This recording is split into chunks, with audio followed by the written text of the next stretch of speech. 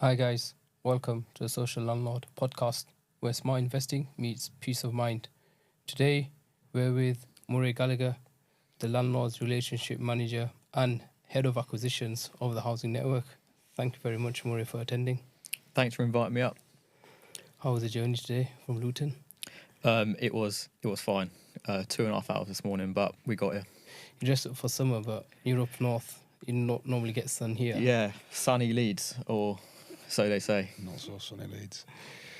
So we were quite excited to have you on. Actually, it's not very many younger faces that are so, how would I say, established in what it is that you do.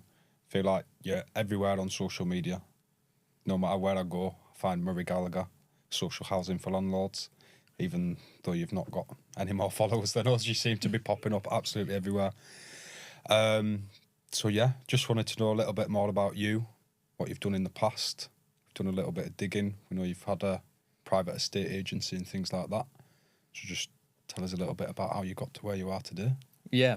So the Facebook thing is interesting because it's probably it's the present and the future, right? I think trying to gain any kind of clients and grow. I guess for me, the aim is not to grow social media, right? The aim is just to bring more landlords on board, educate more people. It's more of a marketing, isn't it? Yeah. It's just and it's free, it's free, and I'm quite surprised. Make the most of it till we can. Yeah, I'm quite surprised that more people don't do it. But I mean, lots of people do it, right? But in our sector, a lot of people don't do it. And they don't utilize it as much as they can do. So, and it's new for me for the social housing plans. I've just started it, but it's just about being on the right pages, right? January, I think. Yeah, we January. started the podcast, but I think it's good to show. I think what helps is what a lot of people don't really acknowledge the power of social media. You only need one good investment or something to rave about just once, and it could potentially lead to a good lead. Yeah, I mean, we, like I say, it's about being in the right groups and commenting on the right posts, and it's giving more than you take. That's how I've always used it. So like, if you're giving more answers, giving more people advice, and sharing the knowledge, naturally things just kind of flow back your way. So now on certain posts in some of the Facebook groups that I've not even seen, people will just tag me in it if it would say looking for a social housing provider in this area, and if they know that we work there, they'll just tag us in it. So Yeah. so it works in that way. But yeah, it's about giving value to make it work in my experience and in my opinion, I rather than definitely taking. found, 3 or 4 years ago when I started, majority of anything that I've brought in myself has been through Facebook. I'm fresh to property before here, so I had no, pipeline of investors or landlords. I wasn't a sourcer prior to coming here, so I was completely fresh. Everything I've done's been off Facebook. I used to just bash like 200 groups a day, put up same posts in every single group. And it got me the odd little bit of business. Tend to find now, answer people's questions, like you say, give them some advice, help them, show them what their options are, and the conversion rate on giving someone some free advice is tenfold to what it would be if you're just spamming groups. And Yeah, and I think you become a name, right? It's a brand. Like and people that you don't even know, like this today, right? People that you don't know or would never have connected with in the past, suddenly just start seeing your name pop up, and they start What to really feel like, surprises me is you can post regularly, you get no traction from it. You think you don't get no traction, but once in a while, it's happened to myself as well. You'll get a call, you'll get an email saying, "I've been keeping updated with your post, or I've been watching your post, and now I'm interested." yeah, So the guy you, phoned us up yesterday. you said, don't "I know, saw you your don't know, post." you don't know where it goes until someone. Sometimes people just sit by the sidelines. yeah. You're in their mind. This is what you do. So eventually, when they need your help, they'll reach out to you. So the month of marketing, the month of posting that you've done is effectively coming into action now. Yeah, and one bugbear of anybody that's within the property sector that, and I'm sure everybody will agree, is you have to sieve out what is what is right and what is wrong, because you see the same names comment on posts all the time, Yeah. about everything, and you get lots of messages, right? But you have to sieve out what's what. Who are they in this? If you're asking This for properties, chain. yeah, in this, you know, you're asking for properties in a certain area. Oh, I've got this. It's kind of nailing down. Yeah. Do you have this? Do you Or have this? You've got an address that Yeah. you've discussed very It briefly goes with back someone to else. goes back to what we said off camera when we were speaking, where we work with farmyard. we work with sourcing agents, and we named it the farmyard.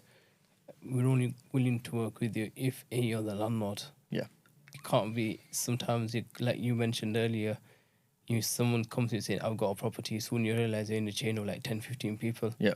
The worst thing is you don't realize, but everyone's put a bit of commission on top. Oh yeah. Yeah. And we prefer to be very transparent. This is a price. This is the sourcing fees. There's no strings attached. Like before it comes to you, like hang on, the price gone from 160 to 185, and everyone's added on their little bit of commission. It's ridiculous. Yeah. So going back to the start, then I guess my journey in property. So I've been in property for 10 years now. So when I was 17, I started in an estate agency, a well-known estate agency. Not long after, I set up an estate agency with two other guys. So we opened a brand new agency in Luton. That went well. We grew. We just started doing sales. Kind of tapped into lettings. Never done social housing before. And we just carried on doing lettings, and it was a good time, good experience. I was there for 5 years. I left that agency and kind of fell into social housing. You became a mortgage broker in between, did you not? Yes, yeah. So I got qualified to be a mortgage advisor. I started it I done it for a few months, but quickly realised it wasn't for me. At what point did you realize? Because bear in mind, 17 people just out of school. When did you realize property is the way for me, or I want to get into properties? Do you know what my journey in property again is really is everything happens for a reason, right? And I guess if you are looking for opportunities, you'll find them. Yeah. And that just goes for anything in life. And if you're open-minded, things will come your way. And at the time, I was 17. I was in college. I worked at just quite nice kind of hotel, and people used to come in wearing suits every day for work. Right? They would stay. They're going to meetings and whatnot. I used to think, oh, I'd really would love to wear a suit one day.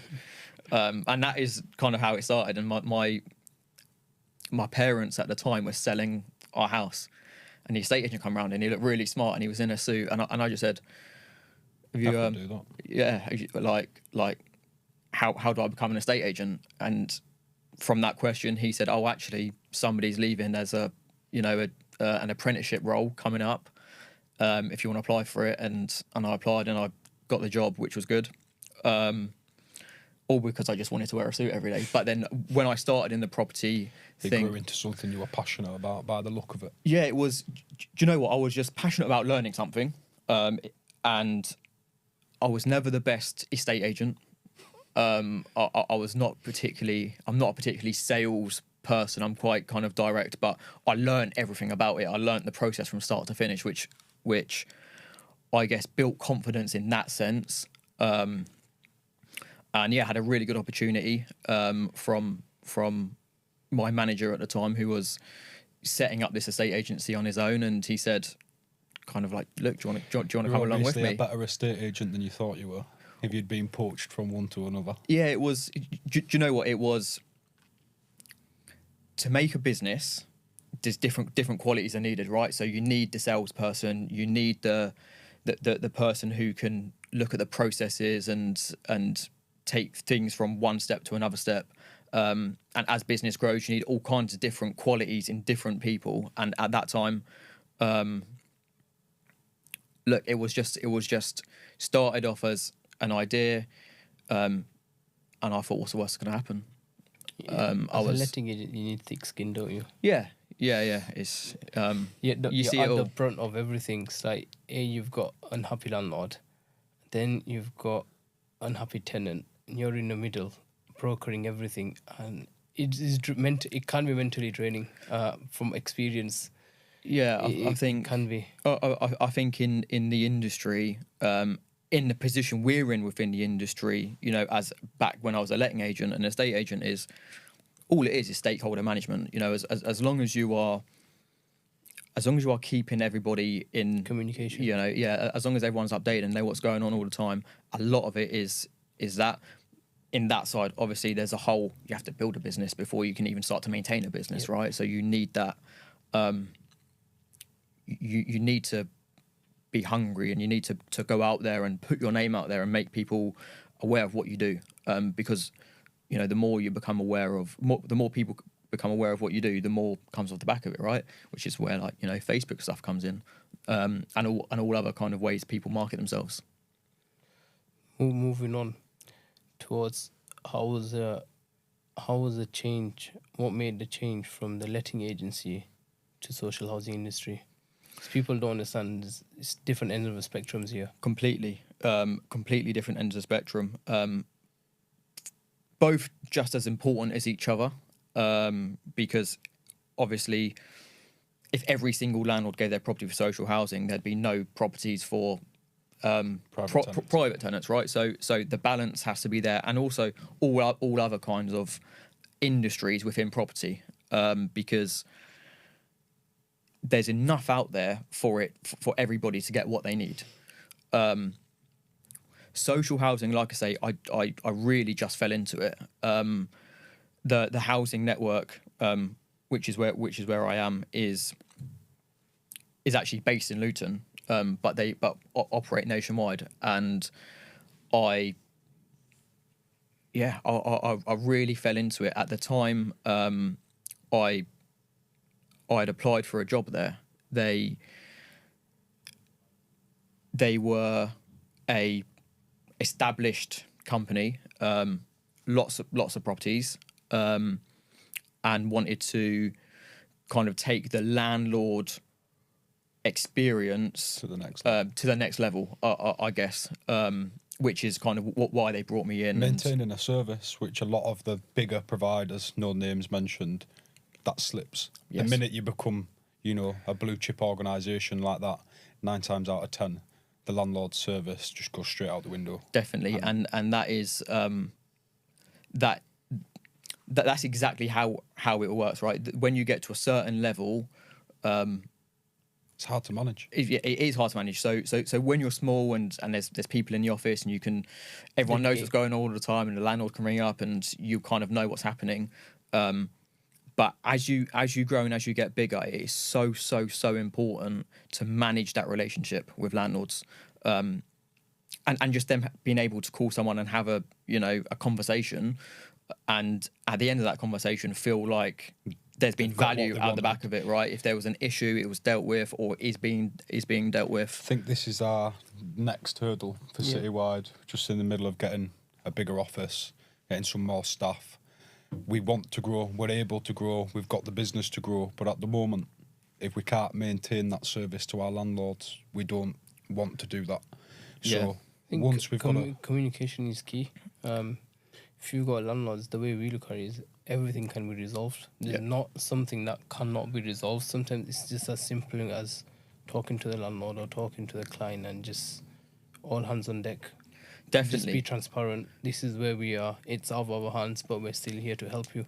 There are some problems that are out of our hands, but we can't really make a decision on if it's based on a social housing decision, something that they need to do from their end, but never turn your back on them. Yeah, be transparent with them and they appreciate it. I think this department is kind of what can set us apart in terms of the landlord relationship side of things from other providers, especially as we grow and as we get bigger, because just having somebody who is your kind of like, say, account manager or relationship manager, it helps massively, and like you say, it's you can't. The biggest growth is within your own database. right? And you never tap into that database, or you never get those opportunities if you've not been providing a service where people are happy, Want to come are back happy and with do it again. Yeah, and like you say, there is no situation that can't be dealt with. It doesn't matter what it is. Everything can be dealt with. It's just about how quickly you can pick up the phone, how quickly you can deal with it. So yeah, I think this, for my particular role in the company, which is managing the relationship with landlords and bringing on new properties, it's such a key role to grow. So yeah, my question was going to be, but you've already pretty much answered it. Why the housing network? Why not Circle, Mears, NACRO, any of these other massive organisations? Why you over them? But I suppose you've already just said you've got the same service. You just do it better than. Do you know what I think? I think it's. I like the thought of going somewhere and making an impact. Right. If I went into a large organisation, I don't think I could go in and make that much of an impact because all the processes are already in place, all the teams, the structures already built. You can't make that much. You can make an impact, but when you're going into a business that was at the time kind of mid-growth, going from a small business at the time when I started 2 years ago, I was a 65th employee, growing to now 200 employees in a matter of 2 years. There is something quite special about being on that journey and being part of the journey, going from a small business to a medium business. I'd probably say now, and everything in between. Right, it's all in the journey. It's all in the journey. You could go somewhere fully established and just maintain what's going on all the time. I think part of it has to do with when you're going through the journey. There's a lot of stories, case studies that you've seen firsthand that you might not experience in a big organisation, because over here you're more hands-on in a lot of the departments as well as just what you're doing yourself. Yeah. So we're still at a stage where all of the senior leadership team work in the same place, speak to each other on a daily basis, and of course as you grow, the teams will get bigger. There'll be more kind of management levels. Things spread out a little bit more. Everything changes, and especially when you're dealing with, especially when you're working across the country, right? So obviously the head office is the team in head office, but everybody is managing teams that are spread out. So yeah, I guess why the housing network? I felt like I could make an impact, and to kind of see that flourish and work and play out, and with that just comes other opportunities as well, because when you start to win other contracts, and start to break out into new areas that you've not worked before, it's quite exciting. You've been in the property industry for like 10 years, like you mentioned, start off as lettings, now going into social housing. In terms of the future, where we were just talking about this again off camera, where we mentioned more people are more conscious of time, and they feel more comfortable just paying that bit extra and having work done faster. Would you say the property industry is going more towards the letting side for a profit return, or going more to the social housing side where it's more hands off? Because you've experienced both now, so you will have a good understanding of the difference. Yeah, I think the way I view the property world, when I first started in property, all I knew was the private market, right? Sales, estate agency, private lettings. Not long after I started, I kind of became a little bit exposed to the world of HMOs. And property has these buzzwords that just pop up every so often, and it's the hype. It's what everybody wants to do. So when I first started, I only knew about the private market, private sales, private lettings. HMO started to become a thing, and they become more and more popular. And the buzzword was HMOs, and everybody wanted to do a HMO, and that happened. Then not long after that, Not realizing how much of a headache it can be to manage a HMO, yeah, even a small 4-bed. yeah, and then managing HMOs is just a Time consuming. it's tough. And I know a lot of the large corporate letting agencies, like private letting agencies, don't even manage them because of the It's a headache. headache. They want the And money for nothing. They don't want to get involved in actually doing and there's heavy work. and like there's that. more legislation, more regulation around it, Yes. which is all understandable. I get it, but it just takes more time, right, and costs more money. And then a lot of people were doing like conversions, like buying old pubs and stuff like that, and that was a big thing. But I guess the next buzzword was probably SA. Lots of people trying to do service accommodation, and then rent to rent. Everybody started to do rent to rent. At the same time, lots of people started to try to be a deal sourcer. But the world that we're in now, that I see, is the buzzword of social housing. And if you speak to a lot of people in the property sector at social housing, and I think there's two main reasons. I think people think it's both. I think people think it's more money in social housing, and they think it's more hands off. So it's just about educating what it is, because under the banner of social housing, there are just so many streams. There are so many types of social housing out there that landlords can tap into, and depends what they want.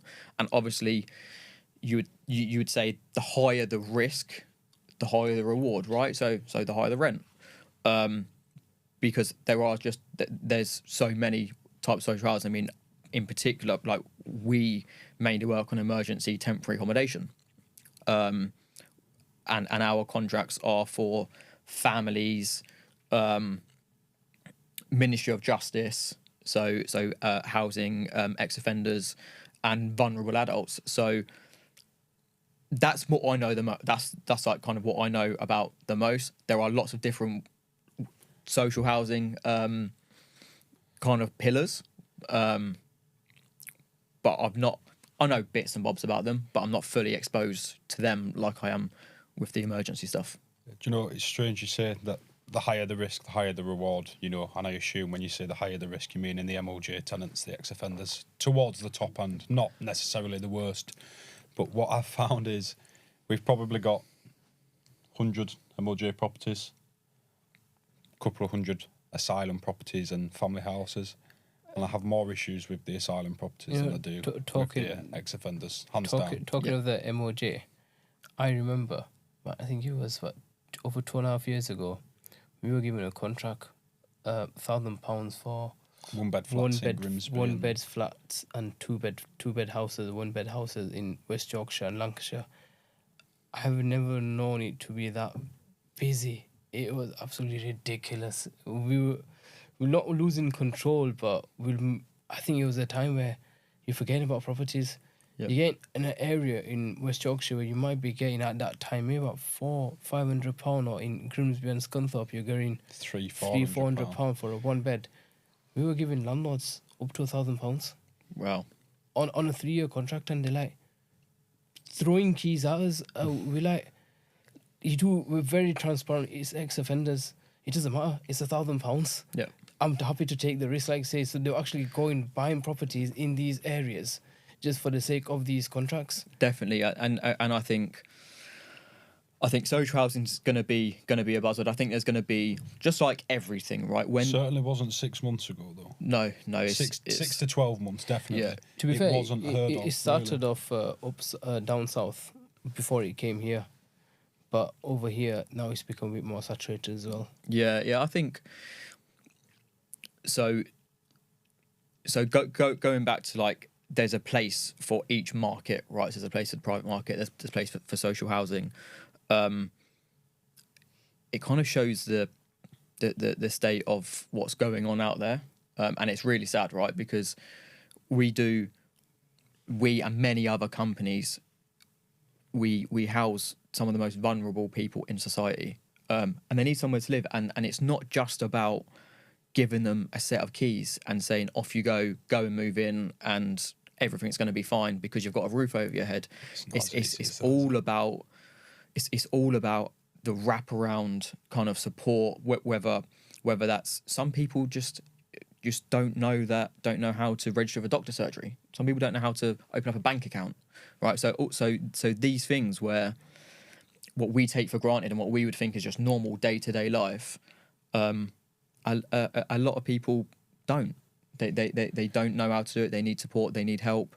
So it's more than just giving keys to people and saying, there you go, move in. So, whilst you've been housing these tenants then, and I mean the tenants, not the landlords, what impact would you say you've seen for the tenants when you're putting them in these properties? You know, we've put people in properties and I've been to see them. I don't generally see tenants, but a couple of times we've had to go take meter reads, things like that. And, you know, they're like the most polite person you've ever met. They're so grateful that they're in there. Prior to this, they were sleeping on a bus stop or in a hostel or all sorts of things. What sort of impact have you seen it make on people's lives whilst you've done this? So like you, I don't really see the tenants all that much, because my role is more around the landlords and stuff. But we get internally, we get sent from, because we've got some amazing people that work for us that are on the front line. They face the tenants. They're specialist housing officers. They're support workers, and they do such an amazing job. And they'll send stuff in to say, you know, the success stories about how it really changes people's lives. I mean, even just having somewhere stable, even for a period of time, it can massively impact their life. You know, we can. There's so many stories because we house 5,500 people every night, and hope is probably a word that kind of you could that you're giving them. That, yeah, you know, they get some hope that, well, you know, everybody's on a journey. And it all starts from home, right? If you've got somewhere stable where you can live, you can, you know, lay down at night, whether that's as a family, for families that have found themselves in temporary accommodation, or whether it's a single person that's kind of in a room. If there's somewhere stable, they can lay their head down at night, then that's kind of the start of the journey for whatever is the next, you know, the next step for them. But yeah, people, I guess the whole aim for the kind of temporary accommodation is they come into temporary accommodation because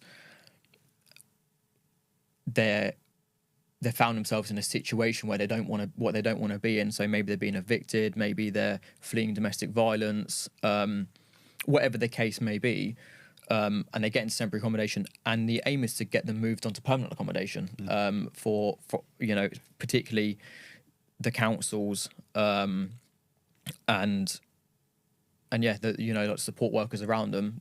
They want to take them on this journey to get them to a place where they can be independent. So we've got a couple of, you know, I don't know if you know Bradford well. Around Bradford, a lot of these houses have got like a converted basement, which is just a studio or a one-bed flat.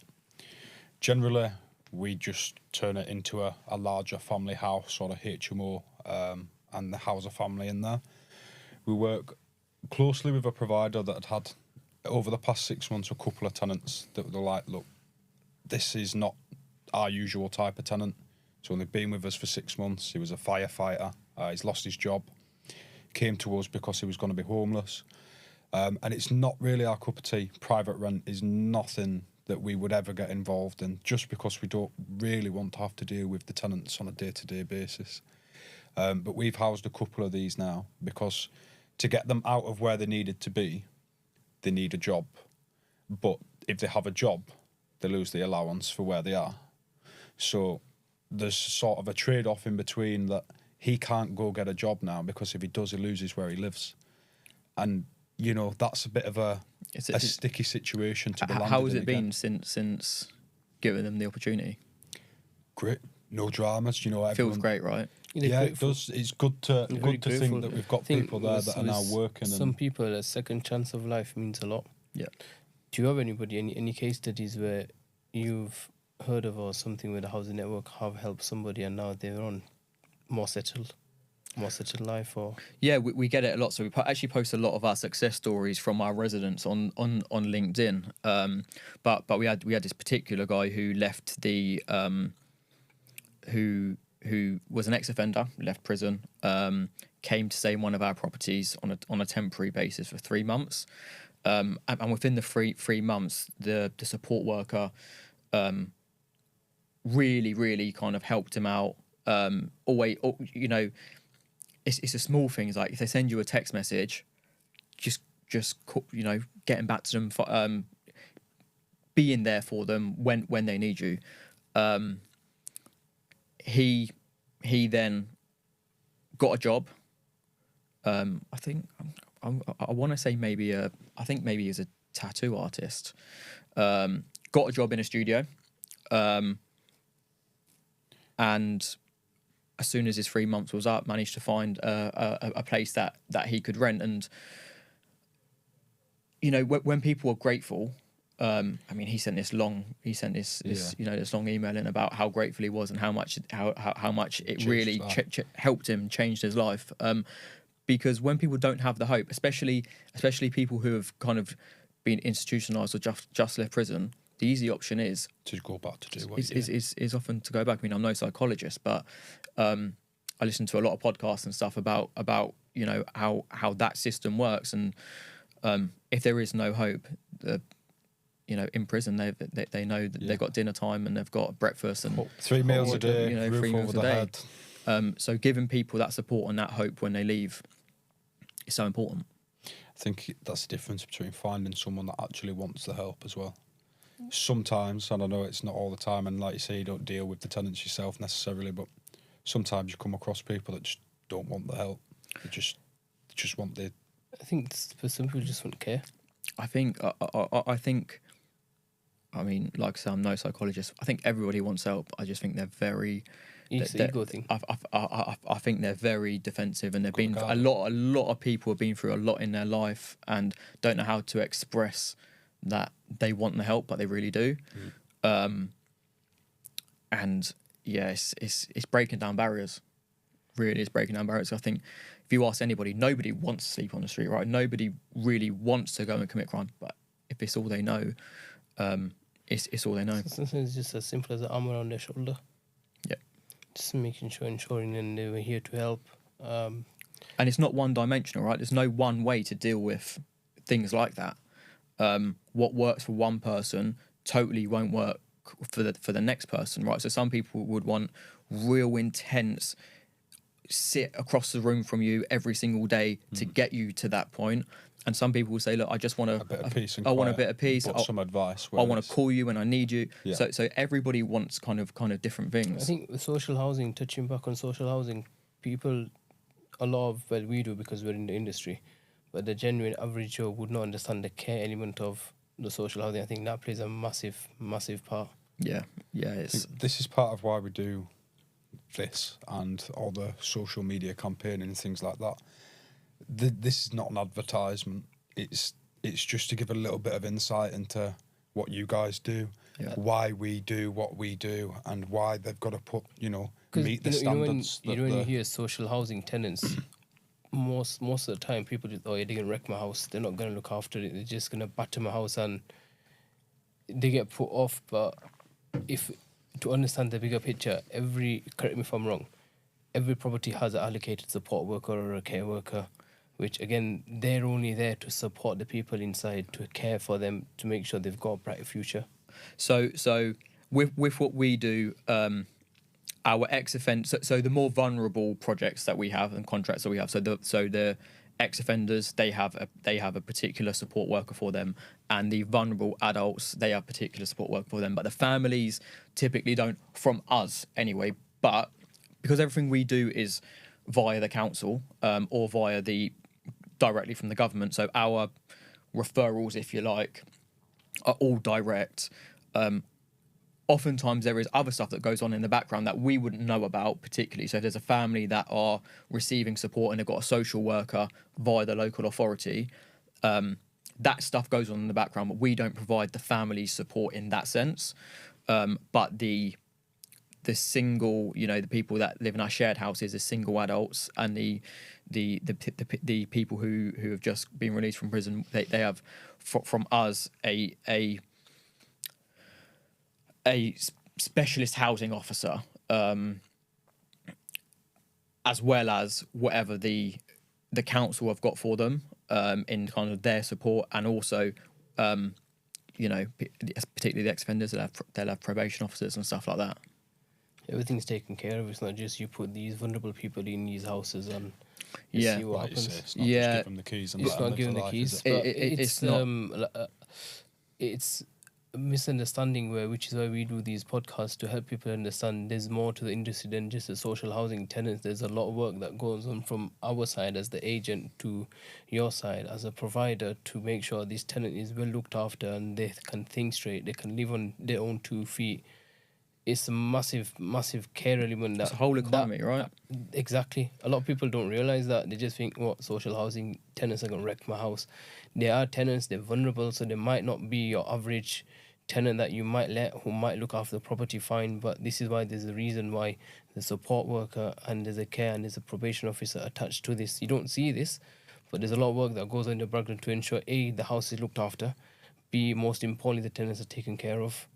So it's a more of a, I would always say, a human touch.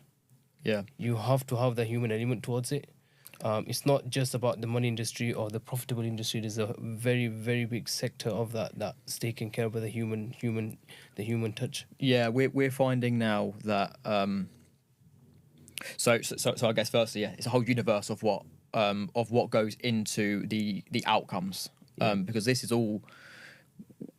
I can only talk about at my experience within the housing network. A lot of it is about the outcomes for our residents and how they will then get moved on and how their journey goes. And if we're a positive step within their journey, then we've done right by everybody in that universe, and right by the landlord, because they've done something that, don't get me wrong, they're getting paid their rent every month from us, but they've contributed to society in that way.